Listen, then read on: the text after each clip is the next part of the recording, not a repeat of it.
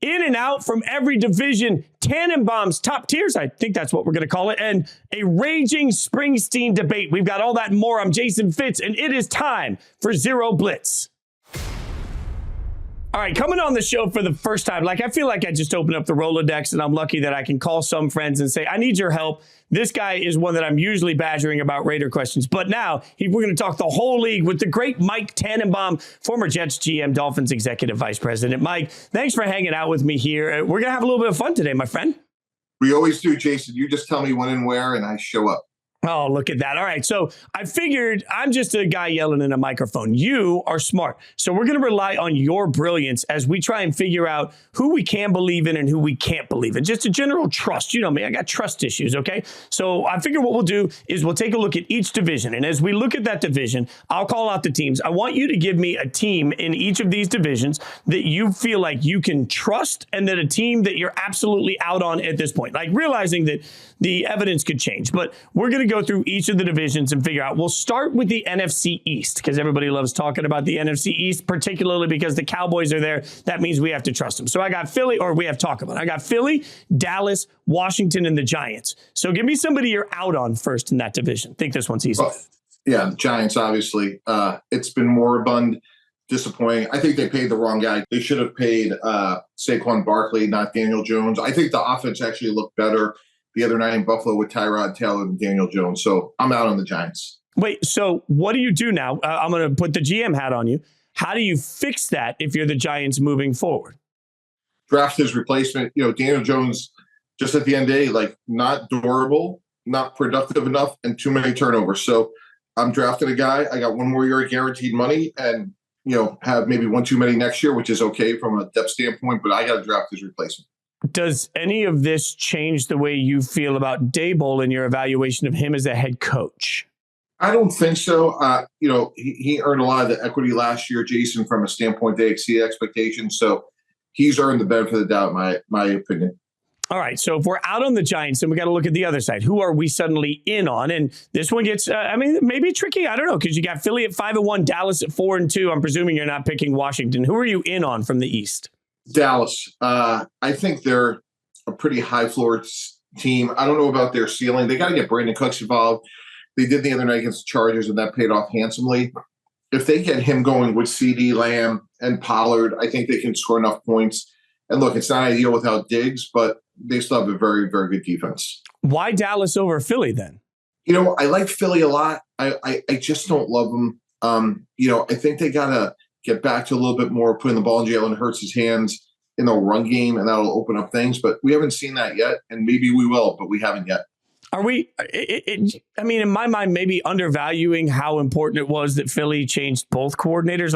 That's pretty shocking from an organizational standpoint, right? That you're changing on both sides of the ball. I think that's right. I think, when you think about Shane Steichen in particular, what's going on offense, I think Brian Johnson's a good coach, but I think clearly it's going to take some time. And I think we are underestimating to a certain extent. All right, so let's move from the NFC East to the NFC North. We'll do another NFC division here before we change conferences. So the North has, I think, a pretty easy call. So we'll start with that one. Who do you believe in? Detroit, Green Bay, Minnesota, Chicago. Who do you believe in from this division? Yeah, Detroit goes back to the last game of last season. Dan Campbell said all week, hey, if we're playing the Packers in the last game of the season, Jason, and we're out, guess what? They're out. They had nothing to play for. Went in there, beat Green Bay, Aaron Rodgers, Lambeau Field, the whole 9 yards. I think that's remarkable coaching. Jared Goff, very quietly, is having a crazy good year. I think Jahmyr Gibbs and Jamison Williams is just going to add to the firepower of this team. And defensively, they're much improved under Aaron Glenn. So I'm a believer in them. So what, in your mind, because I'm going to look now at Detroit, and I'm going to look at every other team right now that sucks. And I'm going to say, hey, look, if Detroit did it, anything they can do, we can do, right? If Detroit managed to turn it around, the question becomes, what can everybody else learn from Detroit that they can apply to themselves and how to turn this thing around? Jason, I don't want to sound self-aggrandizing, but if you may indulge me, back in 2015, I was part of the decision to hire Dan Campbell as our interim head coach. He was our coach for 12 games, and he was a finalist for the job. And Dan came out of the womb and will go to the grave with just rare leadership. And I think what you're seeing is the exact same thing. So if we're talking about another team, I think it just starts with the right head coach, the right mindset. And he's not an excuse maker. He has the rare ability to hold people accountable, but be relatable. And that's really rare.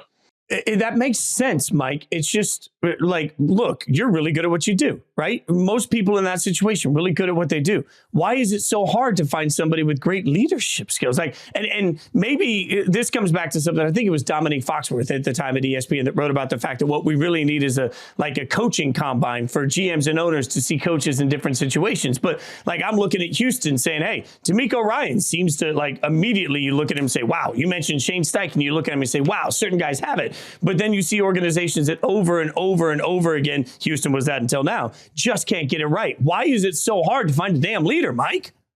Well, because until they sit in the seat, you just don't know. In our case, we knew he did it for 12 games. I mean, the more fundamental question is why it took him so long to become a head coach. But I think it comes down to mindset. You know, like there's two types of mindsets, Jason, growth and fixed. And you see a lot of guys get these jobs and they're like, I got this job because I was a great coordinator, whatever side of the ball on.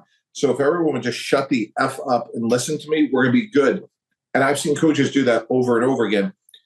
The job of the head coach actually is discernibly different from the skills you had to get the job. So you're not scheming up, getting a guy open in the red zone. This is more about, hey, when the backup, left tackle's girlfriend had a death in the family, or, there's a linebacker who feels they're getting screwed by the front office and not getting paid fairly. Like, that's the job of being a head coach, and there's no manual for it. Dominique's idea is sort of interesting.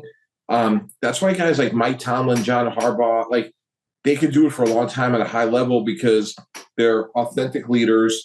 They make hard decisions and fundamentally they get players to play better. I keep thinking of Bar Rescue, like, again, inner fat kid in me loves these cooking shows. But if you watch Bar Rescue very often, the number of times John Taffer will come in and say, well, have you ever run a bar before? And the answer you hear all the time is, well, no, but I've worked in bars my whole life.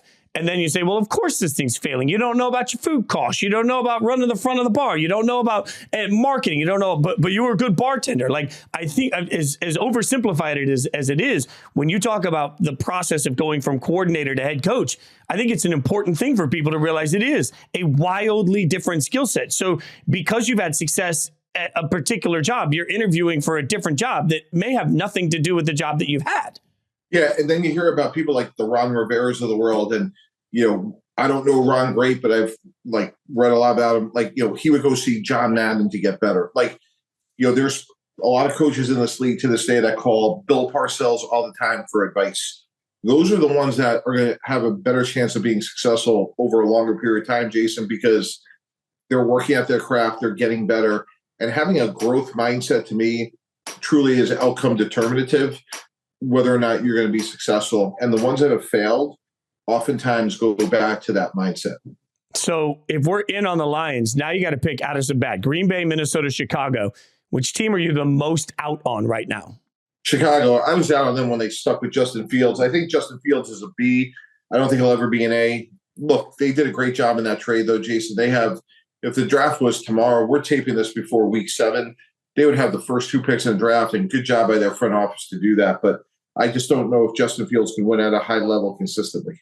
Yeah, and that is interesting because I'll just caution everyone. I'll go back to the whole thing of it takes a village to do this the right way. It's interesting to have the first and second picks in the draft, as you state.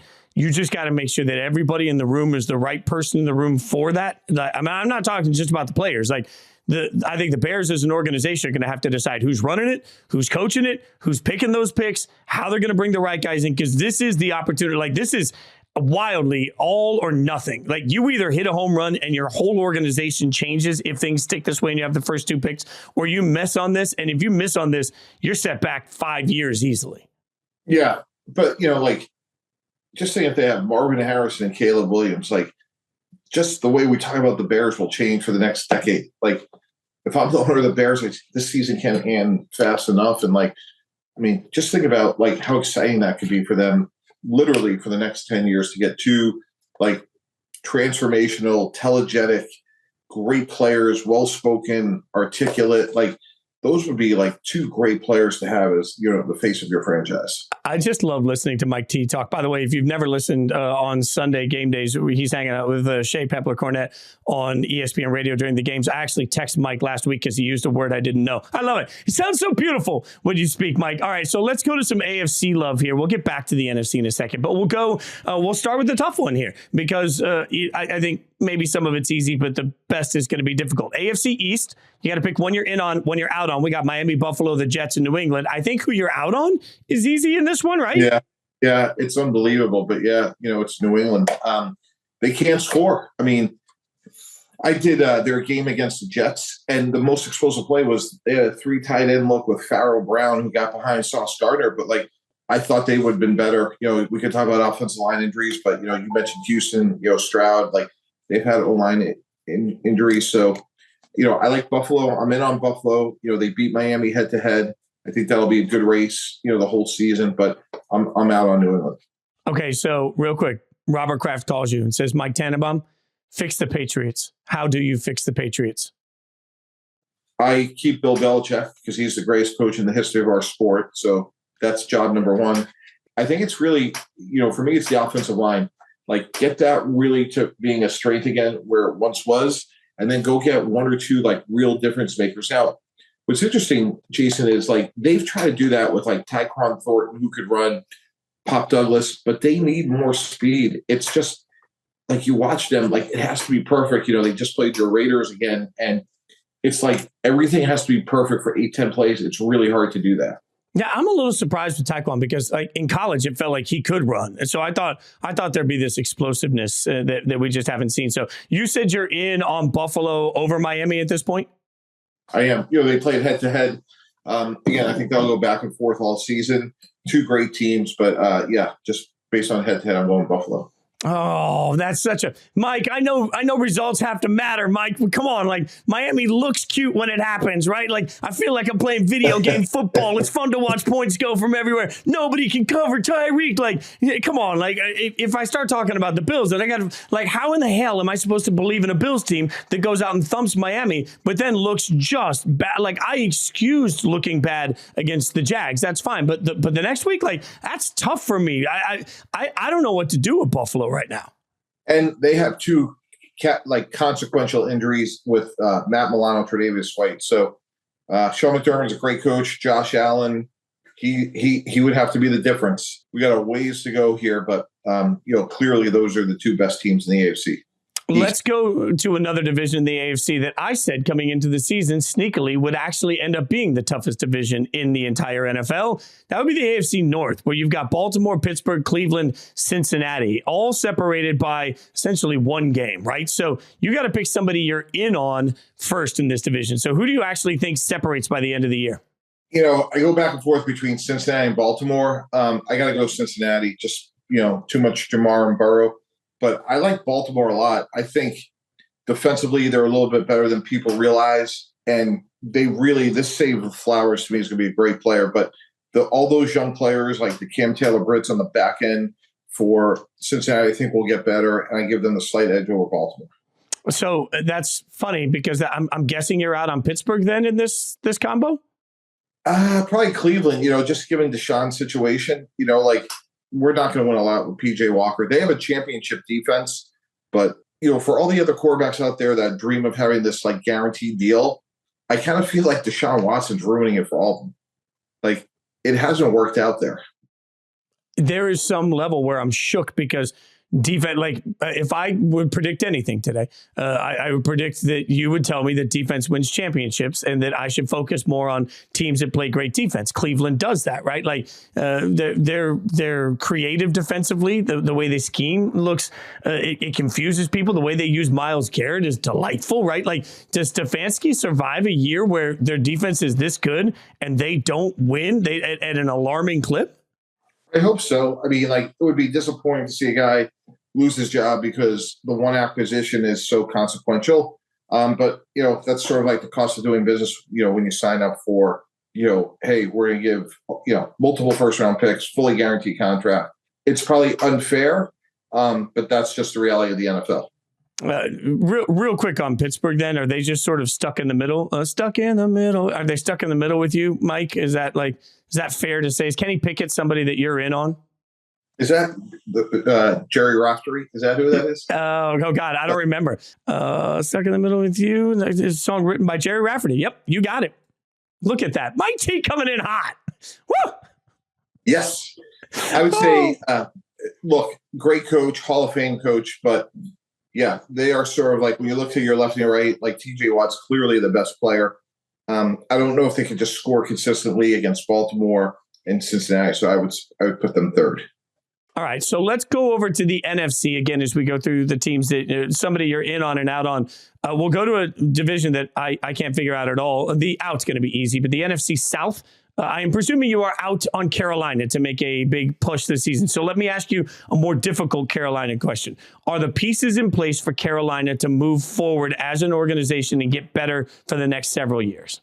It's a little bit like New England. Like, Adam Thielen's a really good player. I'd want him on our team, but last week was a good example. They're playing Miami. They actually got out to a 14-0 start, but they just don't have the firepower. And, that's really, it's almost like it's hard to evaluate Bryce Young, who, by the way, I liked and looks slightly underwhelming right now. All right. So then what about who you're in on out of that leaves us Tampa Bay, Atlanta, New Orleans. And there are serious question marks about all three, but each fan base says we're the one that really rises above. Who's Mike T believing? I go with Tampa. I think I put Ritter and the Falcons third because of him. And then Tampa, New Orleans is close for me, kind of a coin toss.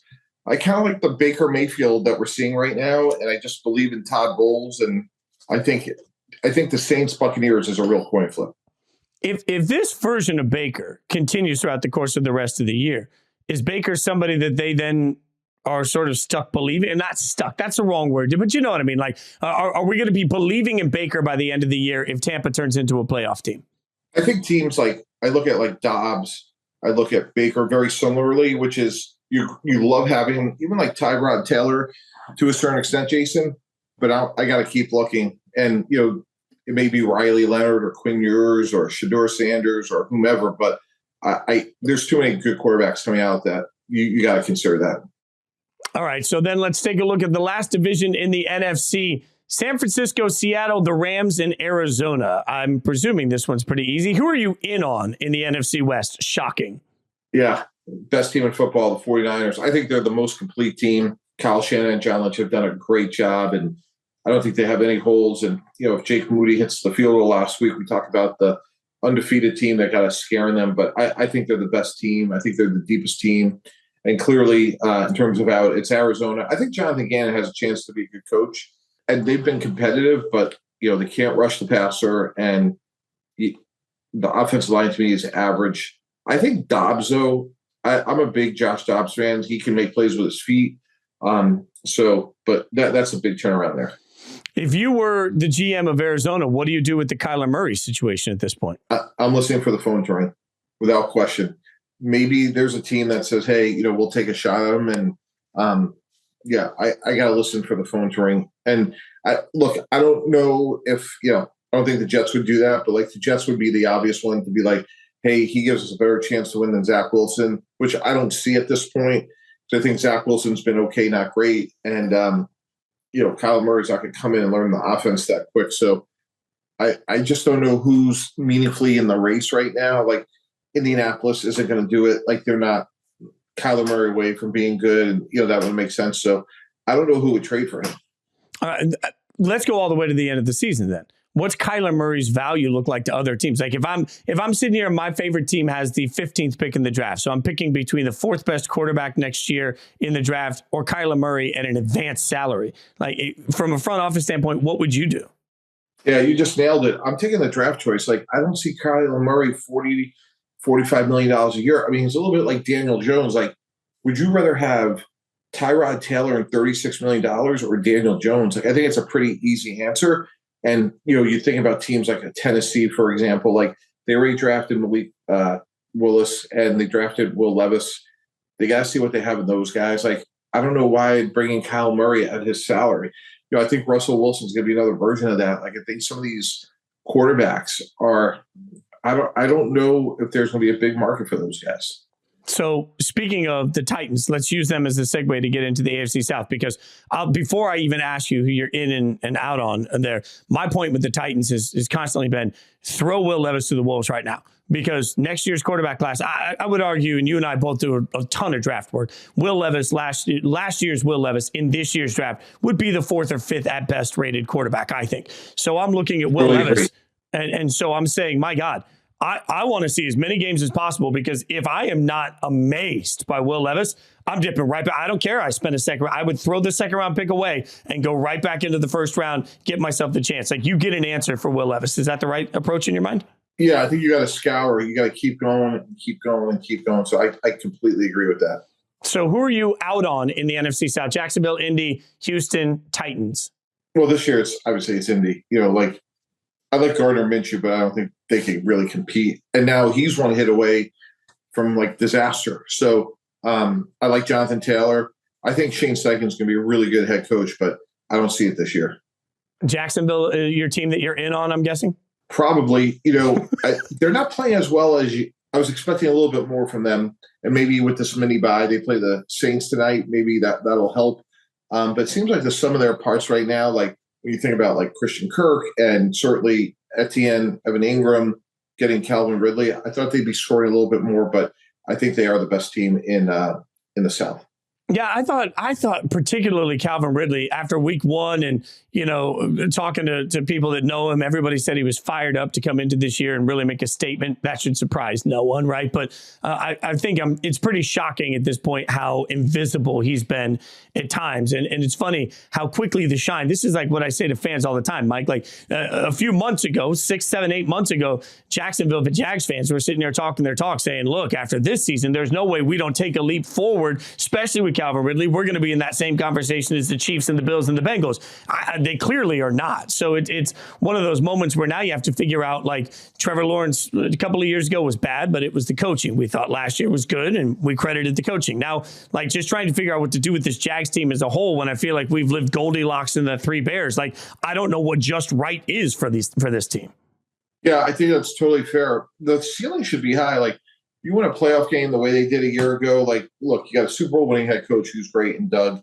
You got what should be, if not a top 5 quarterback, certainly a top 7 or 8. So there are good pieces there. I mean, I do think the Trayvon Walker, Aiden Hutchinson decision's not going to grow well there.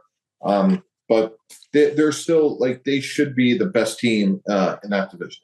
All right, so last division left, the AFC West. Pretty easy to know who you're in on this one. I'm guessing, Kansas City, Raiders, Chargers, Denver. So Kansas City, the team we're in on at this point? Absolutely. Any concerns? Because I can't figure out if we're to be fair, are we grading the Chiefs on a curve? Probably. They are 5-1, and last time I checked, that matters. But when you think about, okay, we trade Tyreek Hill, get that, we're going to flip the resources, put money on the other side of the ball. We're going to sign Valdez-Scantling, draft Sky Moore. Kadarius Toney kind of falls in our lap. Take Rashee Rice this year. Justin Ross, an injury-prone but productive receiver at Clemson. It just hasn't worked. I mean, if it wasn't for, Mr. Taylor Swift and, a really good running game, this team may have lost another game or two.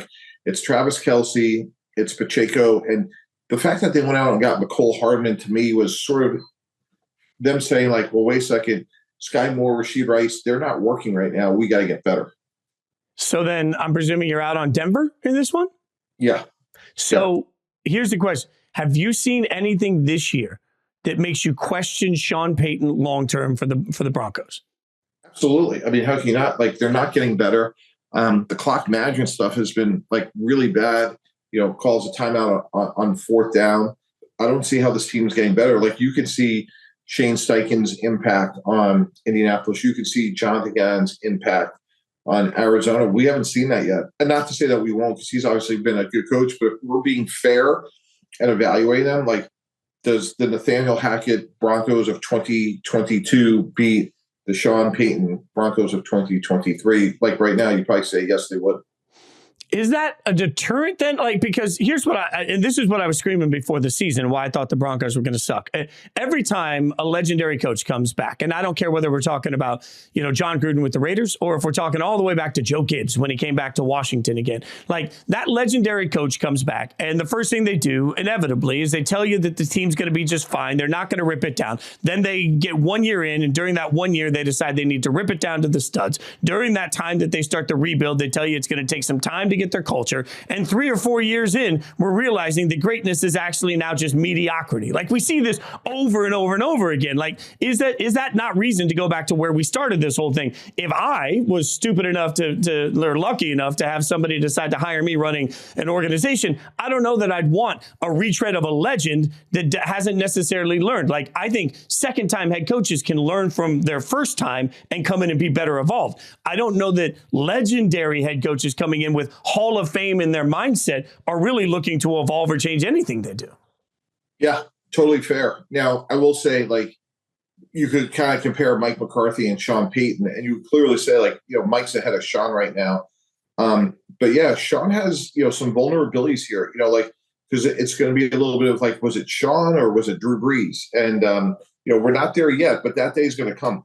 I don't care what level of football we're talking about. Like, Dabo Swinney was supposed to be the single greatest challenge to anything that Nick Saban would ever do. And then he doesn't have a quarterback, and suddenly Clemson's like good, but not great, right? Like, Bill Belichick, to your point, greatest football coach we'll ever see, greatest NFL coach I'll ever see in my lifetime. Perfect. Great. No Brady, things change. Like, I do think that there is some element of just being reasonable. You don't have these two great things together. It's going to change the way we view Sean Payton.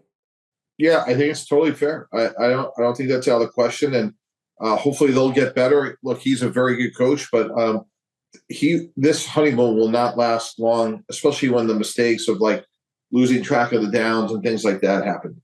All right, so let's put a bow on all of these teams as we look at them, and I'm going to give you a new segment that you feel free to steal this and take it to all of your fantastic TV work at ESPN. Tannenbaum's tiers, Teary Bomb, I don't know, however you want to do it. Tannenbaum's tiers, and what I mean on this, I just want like that top tier, Tannenbaum's top tier, triple T. I want that top tier, the teams that you look at today, right now, and you say, you know what, I would bet my palatial estate that this team has a realistic chance at the Super Bowl. Who's on that Tannenbaum top tier? Yeah, there's 4. It's easy for me. It's almost like 2.5 on the NFC, but San Francisco, Dallas, I think Philly will be there. And then to me, it's Buffalo and Kansas City in the AFC. What can Cincinnati and Miami do to get an invite to Tannenbaum's top tiers? Well, Miami is really easy. Like, are you telling me Tua is going to be able to answer the bell for 17 games, right? Like, that's going to be the question. Their defense is good, not great, but every team has some bumps in the road. And then with Cincinnati, like, they're on schedule, but they got off to a start that doesn't leave a lot of margin for error. And they're young guys in the secondary. They lost Von Bell. They lost Jesse Bates. They're really young there. And I believe in Lou Anarumo. I think they'll get better. But if you said, what do they need to get better? They need to have more experience back there, and they're getting that every week. Would you, I want to take the opposite end of this for 1 second, Mike. Would you have any hesitation if you're one of the teams on the other side? Because I keep arguing there's 4 or 5 great teams and then a bunch of trash, right? Like, so we've got a bunch of teams out here that have 1 win or less, right? If you were the GM of one of those teams that are terrible, would you at this point be willing to suck for the rest of the year to try and get Caleb Williams? I don't really believe in that. I think this is an industry filled with highly competitive people that want to beat you in whatever, if we're playing the fiddle, if we're listening to Jerry Rafferty, stuck in the middle, whatever we're doing and competing. I think that's really hard to do. And there's so many variables that are going to happen.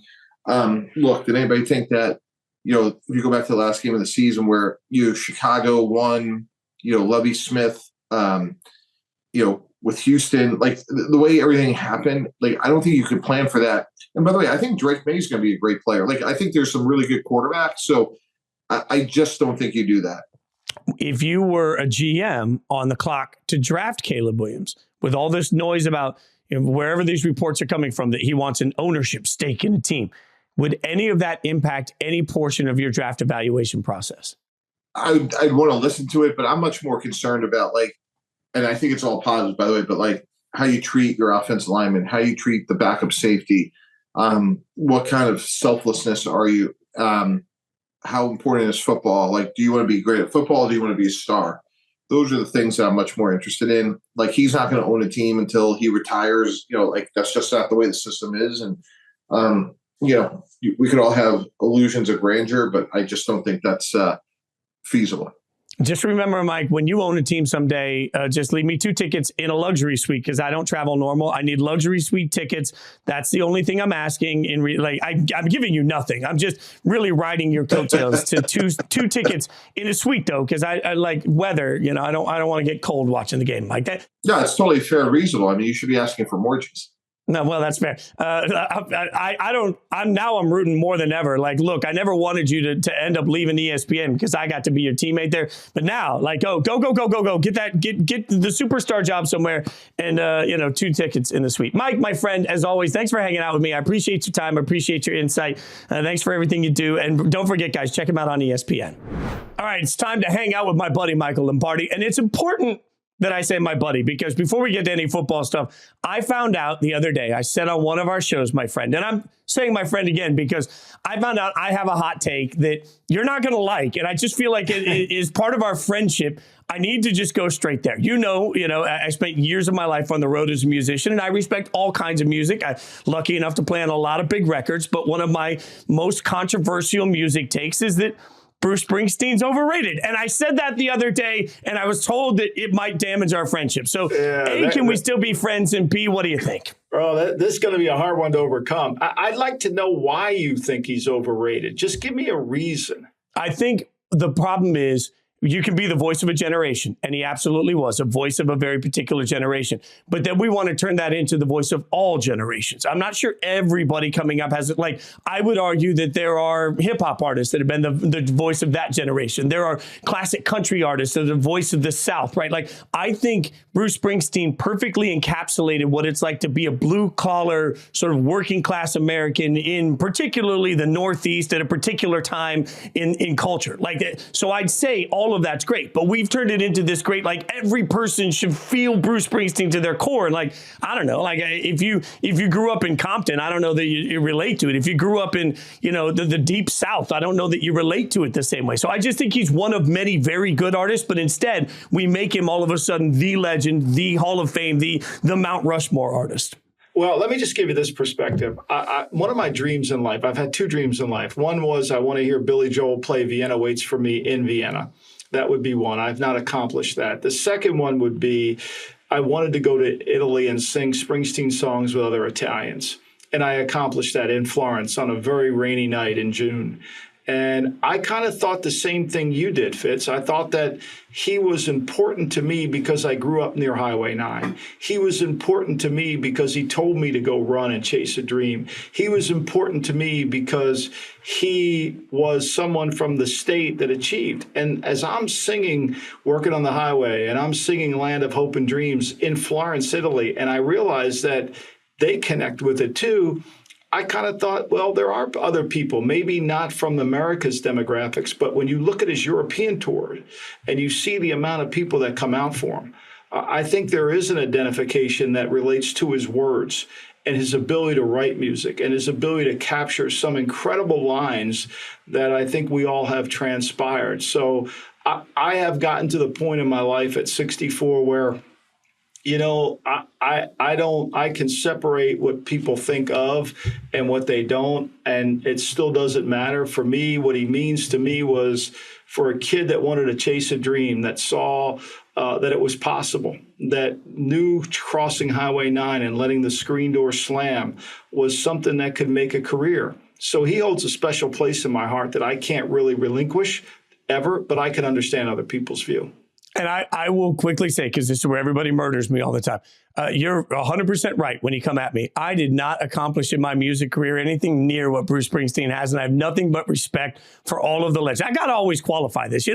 I 40 million units in my career that I was a part of that sold in records, and still every time I say something about Springsteen, people are like, what do you know? You're trash. You're right. I didn't accomplish anything new. But what you did say, and I'll say this before we move to football, that will always hit me. I remember my first concert. I remember where I was, Bon Jovi, Skid Row open for him. It was in Scarborough, Maine. I remember that night. night like it was yesterday, right? Like, and at some point, all music is it's about making a connection, right? I was so honored to be part of a song that did that in country music for a second. Like, that's such the coolest thing in the world. And I take nothing but respect for Bruce and his ability to do that for generations of people and a ton of people.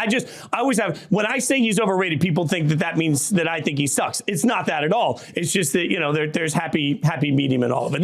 We're going to do, Lombardi and I are going to do a music podcast as we're going to do that. We're just going to sit back and tell stories. I think his writing is incredible. I think his writing, and it connects to me, and maybe it doesn't connect to everybody, but it does connect to me. And he's allowed me to read things that I probably would have never read Flannery O'Connor in my life had I not learned that he was so influential. So to me, he's been more than just a musician. In fact, I've sent him 2 copies of my book. No reply. I've acknowledged him in both my books, no reply, because I don't need one, because he's been that instrumental in my life. It's incredible. That's amazing.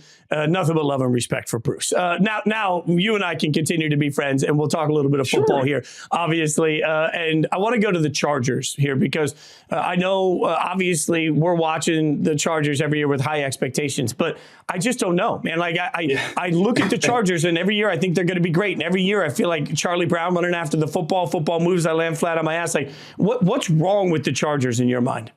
Well, I think a lot of it comes down to their defense. They hired a defensive head coach, right? And they're supposed to be really good on defense. And yet over the last 3 years, they've ranked in the bottom third quadrant of EPA, which is expected points allowed, yards allowed, points allowed. And when you look at their record, whenever they give up 27 points or more, they're 6-23 under Staley. And when they allow 27 or less, they're 21-5. So they don't play good enough consistent defense, and they have a bad time in the second half. They don't adjust to the game. I mean, when you look at Herbert's numbers in the second half, and you look at the ability to adjust to what's going on in the course of the game, they don't do anything. Last year, they were outscored in the second half 141, and they gave up 189 points.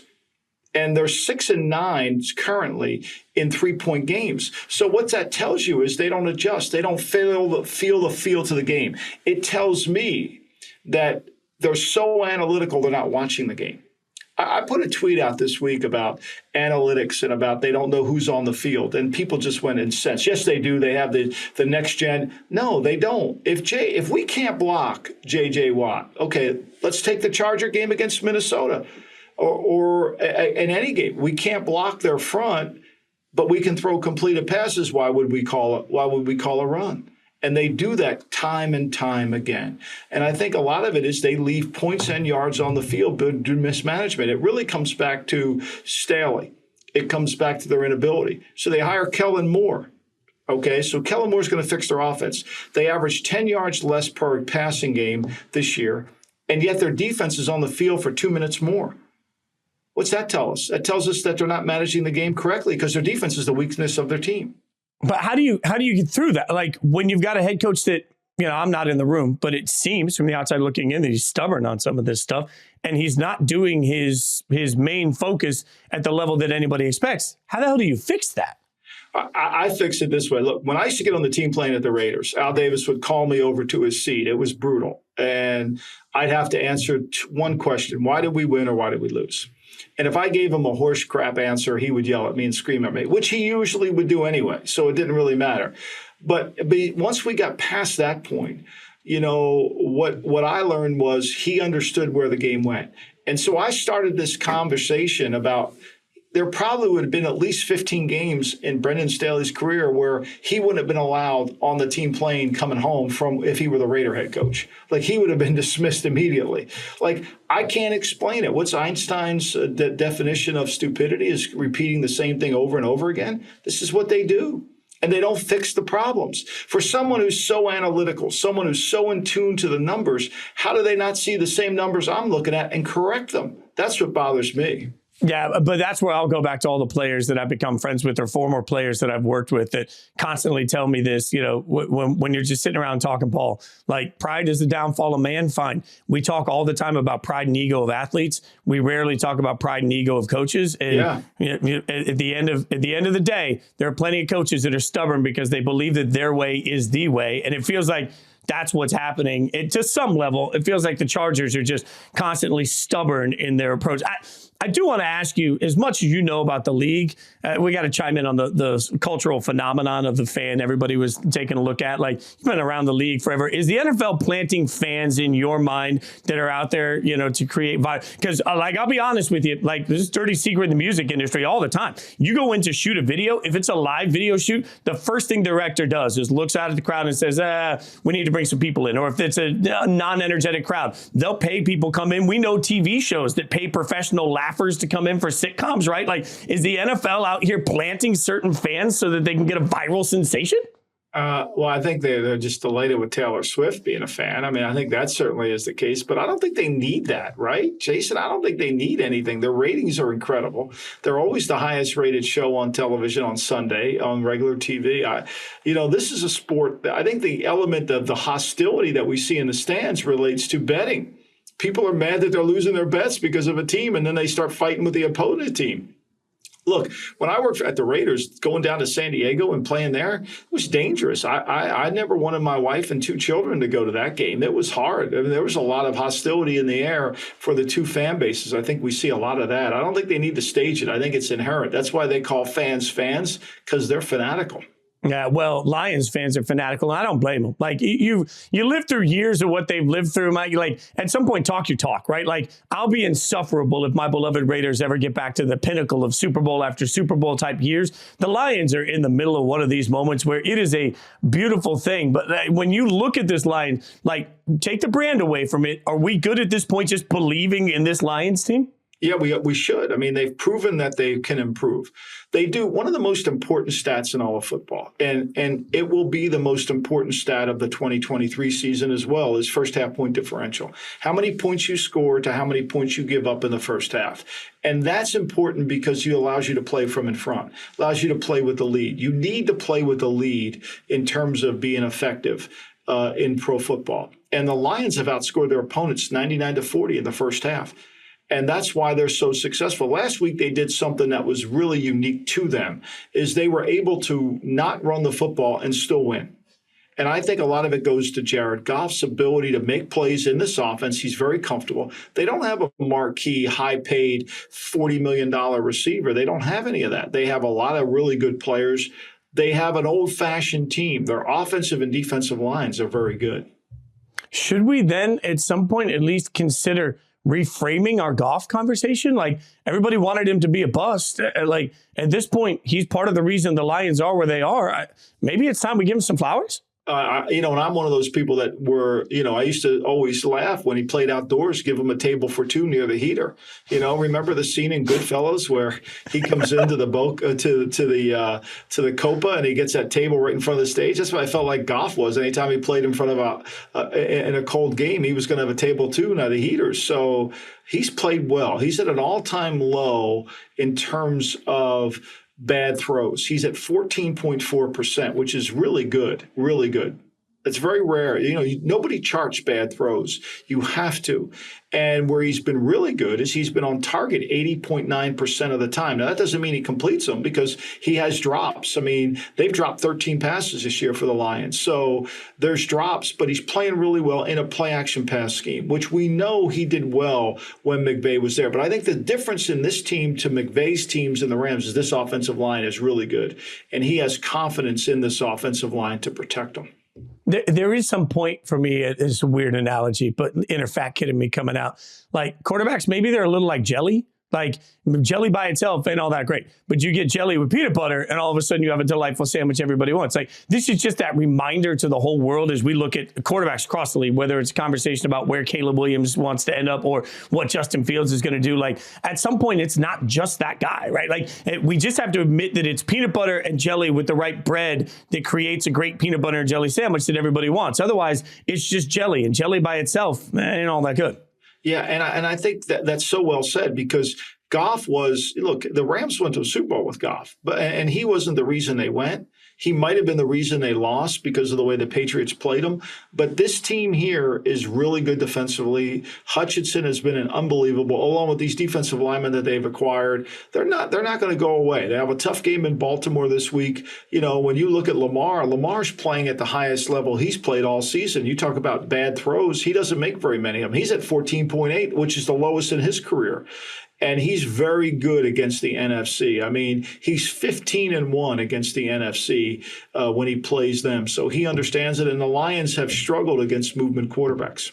I have tried to remain as professional as possible for all the times we've gotten to hang out together and not just make it about the Raiders. So I'm going to make this a broader question than just my beloved Raiders because I watch the Raiders every Sunday fail in the red zone. And I was thinking about this as I watched it happen and like trying to look across the league. It feels like, I call them -4, right? Like all the time where you're just sitting there settling for field goals. It happens all the time in the Raiders games. It's happening across the league. Why are so many teams, you mentioned bad throws. Why are so many teams struggling in the red zone? Great question. So, obviously my son's the offensive coordinator of the Raiders. So this is near and dear to my heart. Wait. Professionalism? I have not yet hit you up for anything from let's just let the world know I have not hit you up. I am, I have a reputation to uphold. I'm just kidding. Go ahead. We're both Raider fans. So let's put that out there. I mean, I am. And it hurts me when they don't score in the red area. And I am just like any fan who, is frustrated. You could ask my wife last week. I was cursing when we couldn't get in. I think a couple things are going on in the red area. First of all, we're a copycat league. Teams are trying to do things in the red area that everybody else does, and that's not working. And teams want to try to run the ball in the red area because they're playing coverages, but the field's shrunk. It's hard to run the ball in the red zone. And then in the Raider instances, they make too many mistakes. Penalty, holding. They got the ball first and goal at the 4 on the first drive. Penalty, bring it back.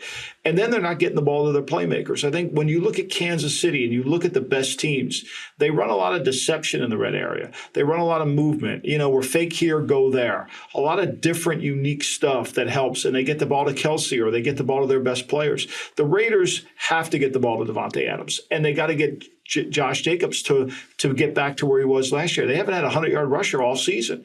So they've got to do those things. And a lot of times, I think in the red zone, the offensive coaches particularly are protecting the quarterback. They don't want a mistake.